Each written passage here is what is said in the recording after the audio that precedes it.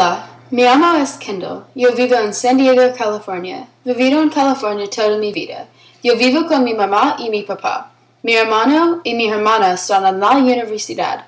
El nombre de mi mamá es Kelly y el nombre de mi papá es Chris. El nombre de mi hermana es McLean y el nombre de mi hermano es Brandon. Mi hermana tiene 20 años y asiste a la Universidad de Colorado en Boulder.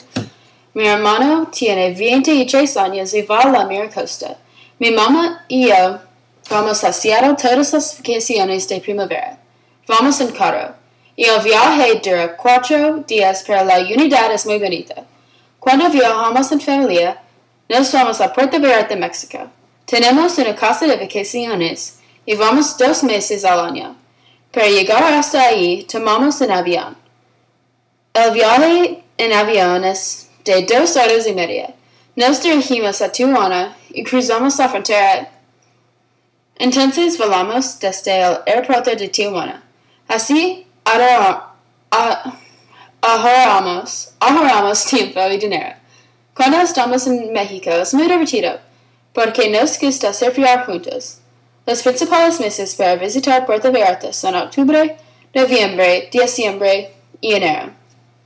El tiempo es soleado durante estos meses y las olas son buenas para el surf. Muchas personas vienen a México durante este tiempo, porque en los Estados Unidos estos meses de invierno son fríos y la gente les gusta salir a un lugar más cálido. Cuando estoy en mi casa de California, yo soy el único Hey para hacer las estrellas, pero también soy el único que hacer líos. Las tareas incluyen limpiar mi dormitorio, hacer mis propios platos, limpiar mi cuarto de baño propio y dar comida a los gatos. Tengo 2 gatos, Indel y Hayden. Son hermanos y tienen 2 años de edad. Yo amo mis gatos y es divertido para jugar con ellos. Mis gatos les gusta perseguir a los pájaros, ratones y conejos, y a veces los traen a mi casa. Tengo que limpiar su desorden cuando eso sucede, y eso me hace triste, porque muchas de las veces los animales mueren. Yo soy vegetariano y no me gusta limpiar a los animales en absoluto.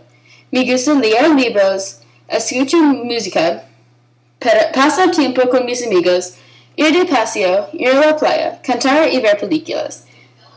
Mi película favorita es Mean Girls y mi libro favorito es Siddhartha.